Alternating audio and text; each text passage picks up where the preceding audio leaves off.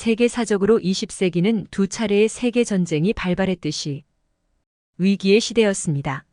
과학 문명의 비약적인 발전에도 불구하고 윤리의식이 동반되지 않는다면 과학기술은 한순간에 인류를 절멸에 빠뜨릴 수 있다는 것을 엄청난 대가를 치르고 배웠던 시대이기도 합니다.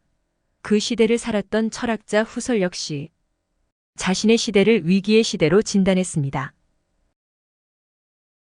그런데 후설은 그 같은 위기의 최종 원인을 학문의 위기, 즉 철학의 위기에서 비롯된 것이라고 생각합니다. 그리고 철학을 이 같은 지경에 빠뜨린 장본인은 바로 당대의 학문 경향을 지배했던 사조인 자연주의, 실증주의, 역사주의를 근본 신조로 하는 개별 과학들에 있다고 보았습니다. 말하자면 인류를 위험에 빠뜨린 원흉은 현대 과학이지만 그것은 위기에 빠진 철학이 제 역할을 다하지 못했기 때문이라고 생각한 것입니다. 이렇게 경험적 실증과학에 매몰된 당대의 학문과 철학을 비판하며 학문의 위기와 더불어 인간성의 상실로 이어지는 현대인의 삶의 위기를 통찰하며 등장한 철학이 현상학입니다.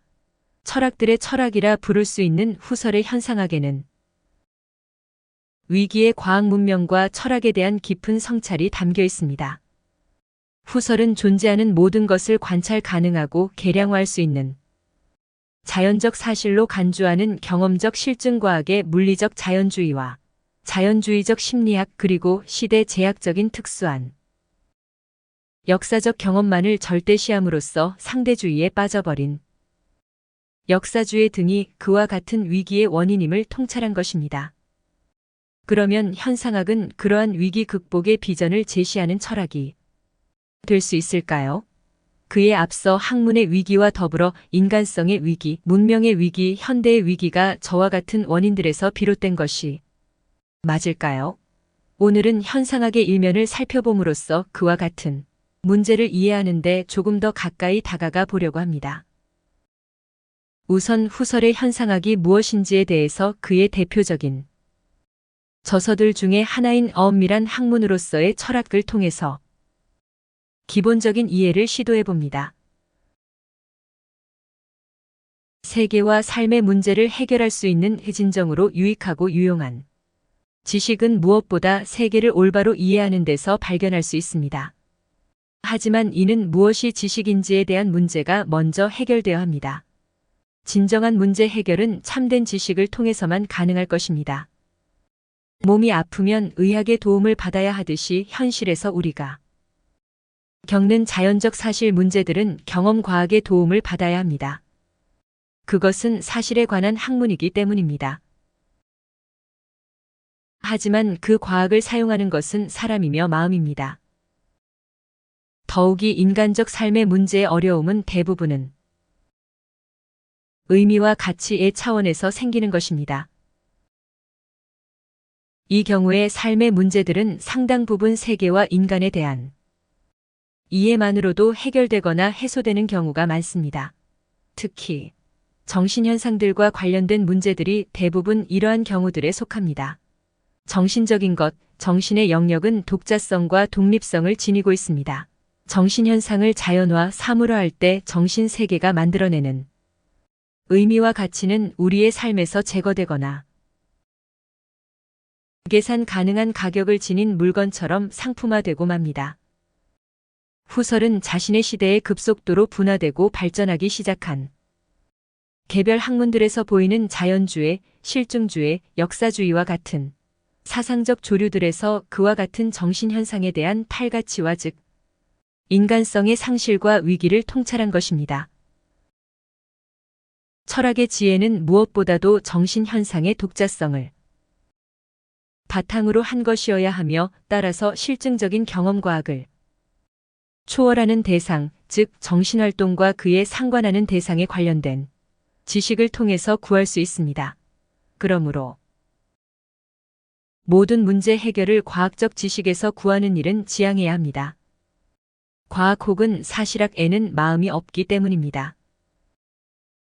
그것은 세계와 삶의 문제의 일부분에 대해서만 유효할 뿐입니다. 인간에게 있어서 진정한 문제는 과학적 지식이 해결해주지 못하는 의미와 가치의 세계와 영역에서 발생합니다. 후설은 엄밀한 학문으로서의 철학계에서 현대 문명을 선도하고 있는 과학 및 과학적 지식의 한계를 조명합니다.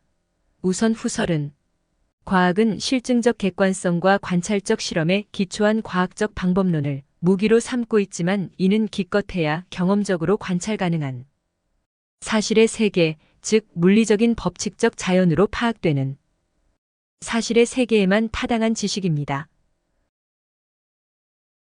그럼에도 이를 정신의 세계에까지 무차별적으로 적용함으로써 세계에 대한 근본적인 이해를 차단하며 따라서 인간의 삶을 이해하는 데에 있어서 근본적인 한계가 있다고 본 것입니다.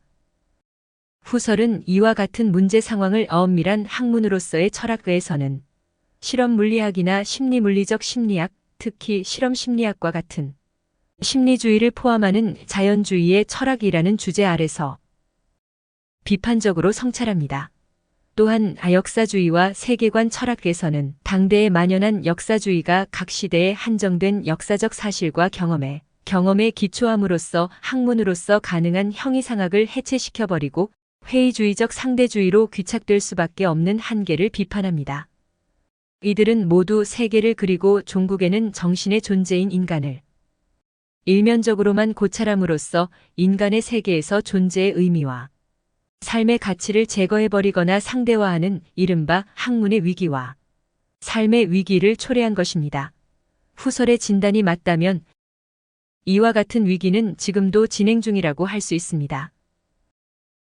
후설은 이러한 위기 극복의 단초를 철학의 본래적 정신에서 찾고자 합니다. 엄밀한 학문으로서의 철학이 그것입니다. 그것은 모든 유용한 철학적 지혜와 지식에 대해서 철학의 자기 증명을 시도한 것입니다. 후설은 철학을 모든 학문의 기초가 되는 가장 궁극적이며 또 확실한 근거를 정초하는 학문, 모든 학문들의 토대가 되는 무전제의 시작과 원리에 대한 학문으로 이해합니다. 그런데 과연 그러한 학문의 토대를 정초하는 무전제의 학문은 가능할까요? 이미 근대의 데카르트가 그러한 시도를 한 바 있으며 칸트는 그러한 토대적 지식의 불가능성을 증명하려고 시도한 바 있습니다. 후설은 어떻게 그러한 작업을 해내려 하는 것일까요? 이에 대한 평가에 앞서 선결되어야 할 과제는 철학이 추구하는 세계와 삶의 문제들의 해결이 과연 본래적 의미에서 철학적 지혜 또는 지식, 즉 철학적 탐구의 본래적 목표인가 하는 것입니다. 이에 대한 본격적인 고찰은 다음 기회로 미루어야 하지만 후설은 철학은 처음부터 본래적으로 엄밀한 학문이고자 했다고 주장합니다. 다시 말해서 오직 자신 이외에는 어떤 다른 근거도 갖지 않는 학문, 다른 모든 학문들의 최후적인 근거를 제공하는 학문, 모든 학문의 근본학으로서의 학문 즉 엄밀한 학문으로서의 철학의 추구가 철학의 시원적 이념이었다고 생각합니다. 그러면 보편학, 본질학, 근본학으로서 후설의 현상학을 특징짓는 핵심 요소는 무엇일까요? 제일 먼저 꼽을 수 있는 키워드는 본질직관입니다. 그 외에도 의식의 지향성, 명증성, 의식류, 지향적 체험, 노에시스와 노에마 판단 중지, 현상학적 환원, 선험적 현상학, 생활세계의 현상학 등을 꼽을 수 있습니다. 후설의 현상학은 근본적으로 본질직관 즉 본질과 직관에 대한 철학입니다. 이를 직관에 기초한 근본학으로서 본질 객관주의 철학이라 부를 수도 있습니다. 후설의 현상학은 본질과 직관이라는 두 단어로 20세기의 이성과 인식 그리고 진리 탐구의 방향을 근본적으로 전도시키고 또 혁신하려는 포부와 야망을 담고 있습니다. 하지만 이 본질과 직관은 철학이 합리주의적 전통 아래서 전가의 보도처럼 휘둘렀던 진리 인식의 도구이기도 했습니다. 그러므로 이제 후설은 이 두 단어의 새로운 생기와 활기를 불어넣어야 할 것입니다. 후설의 현상학은 사태 자체로 라는 근본 신조로 특징 지을 수 있습니다. 물리적 자연주의의 대상인 사실이 아니라 사태가 바로 본질로서의 인식 대상이며 직관을 통해서 파악되어야 할 바로 그것입니다. 이 신조에 따르면 직관만이 참된 인식을 정당화할 수 있다고 할 수 있습니다. 후설의 현상학의 출발점은 모든 인식은 의식에 직접적으로 주어진 것, 소요된 것, 혹은 의식에 주어진 지향적 체험의 산물이라는 데 있습니다. 이렇게 의식에 나타난 것, 체험된 것, 의식에 주어진 것, 소요된 것, 혹은 순수의식의 대상이 바로 현상학을 근본적으로 특징 짓는 사태 자체로라는 구호에 담긴 사태의 개념입니다. 현상학적 탐구의 대상은 이렇게 의식에 직접 주어지는 원본적인 사태의 본질을 직관하는 것, 즉 인식하는 것입니다. 그것은 순수하고 원본적인 것에 대한 직관인식에 이르고자 합니다. 간단히 말해서 의식의 현상한 사태의 본질을 포착하는 것입니다. 그렇지 않다면 사태에 대한 본질 직관은 실패하게 될 것입니다. 후설이 현상학적 환원과 같이 본질 직관에 들어가는 입구 역할을 하는 방법론적 절차를 도입한 이유도 의식의 지향적 대상을 혹은 본질이 순전하게 드러나도록 하기 위해서입니다.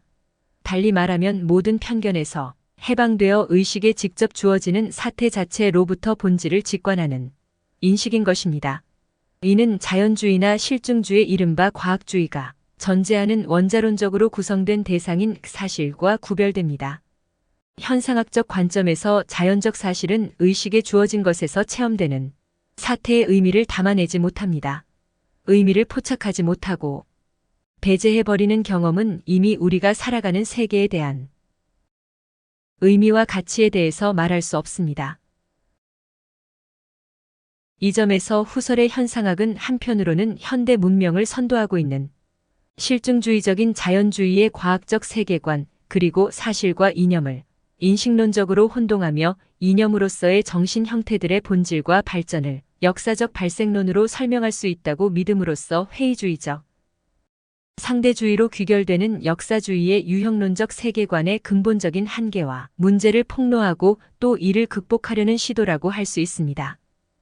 다른 한편으로는 현상학은 보편학, 근본학, 본질학으로서 현상학적 환원과 같은 방법적 절차를 통해서 즉 노에시스적으로 의식에 주어진 사태 자체로부터 노에마적 대상의 본질을 즉 순수한 보편성, 형상적 본질, 보편자를 직관을 통해서 구성해내는 학문입니다. 즉 본질 직관은 노에마적 대상이 지닌 모든 가능성으로부터 대상의 본질을 규정하는 과정과 활동에 부여될 수 있는 이름입니다. 이제 실제로 본질 직관이 왜 현상학을 근본적으로 특징 짓는지에 대해서 사례를 통해 살펴보겠습니다. 우리가 경험하는 대상, 이를테면 나무를 예로 들겠습니다. 우리는 개체로서의 나무들을 지각합니다. 그 지각은 우리의 의식에 주어진 사태 자체입니다. 이렇게 나무들에 대한 개별적 경험들 즉 의식에 주어진 개별적 사태들로부터 혹은 다양하게 주어질 수 있는 개별화 가능한 의식된 후설이 의식상관적 지향적 대상이라는 의미에서 노에마라고 부르는 노에마적 대상들 즉 의식 내재적 나무들로부터 그것들이 나무라는 종류 혹은 범주에 속하는 것으로 인식합니다. 이것은 우리가 나무의 나무임 즉 대상의 대상성 혹은 형상으로서의 나무의 본질을 직관 즉 인식론적으로 구성해낸 것의 결과입니다. 이것은 우리의 의식이 의식에 주어진 사태로서의 나무들 즉 지각된 의식의 체험류에 대한 원본적 경험 즉 의식 내재적 경험을 통해서 보편적인 형식을 갖는 하나의 불변체 즉 본질로서의 나무임 혹은 대상성이 그 대상 나무에 대한 하나의 근원 형상 즉 필연적인 보편적 형식으로 남게 되는데 본질 직관은 바로 그것을 인식한다는 의미를 갖습니다. 이는 우리가 어떻게 그리고 무엇을 통해서 하나의 인식 또는 판단이 성립한다는 것에 대해서 설명한 것 혹은 정당화 하거나 증명한 것이라 할 수 있습니다. 이렇게 본질 직관을 통해서 파악된 본질 형상들 즉 이념들이나 보편자들은 더 높은 단계에서 직관된 관념들의 관념으로 재차 구성 혹은 직관될 수 있습니다. 나무의 본질과 꽃의 본질의 결함은 꽃나무로 또 식물로 그리고 가장 포괄적인 존재자 일반의 규정으로까지 진행될 수 있습니다. 본질적 관적 인식에는 꽃과 같은 경험적 지각 대상 이외에 의식 내재적 노에마로서 가치, 도덕, 인격, 감정의 본질을 직관하는 노에시스의 구성적 인식도 가능하다는 것이 증명됩니다. 이렇게 본질 직관의 근거에서 현상학적 탐구를 지나치게 단순화해서 일별해 보았지만 일단 이와 관련해서 한 가지 심각한 문제가 제기될 수 있다는 것은 지적해야겠습니다. 의식에 주어진 것 즉 노에마적인 사태 자체가 현상학적 태도에 충실하더라도 그것이 정말로 얼마나 순수한 것인지 알 수 있는 방도가 있을까요? 그런 점에서 만일 순수 의식은 존재할 수 없다면 다시 말해 모든 우리의 의식은 이미 세계에 대한 특정한 경험으로서 편견이나 선의에 된 경험 또는 경험적 의식일 수밖에 없다면 의식에 주어진 것으로서 순수한 의미에서의 사태 자체는 존재할 수 없다고 그 또한 이미 어떤 선의의 가능성을 포함하고 있다고 할 수 있습니다. 그렇다면 현상학은 엄밀한 학문으로서 모든 학문들의 학문 즉 보편학, 근본학, 본질학으로서의 철학을 정초할 수 있을까요? 후설은 다른 저서 유럽 학문의 위기와 선험적 현상학의 부록에서 학문으로서의 철학 준엄하고도 엄밀한 그리고 그뿐 아니라 필연적으로 엄밀한 학문으로서의 철학 그 꿈은 깨어졌다고 고백한 적이 있습니다. 하지만 이 고백에는 에티카의 대미를 장식한 마지막 문장을 모든 고귀한 것은 힘들 뿐만 아니라 드물다라고 적었던 스피노자의 심정과 같은 마음이 담겨 있다는 생각입니다.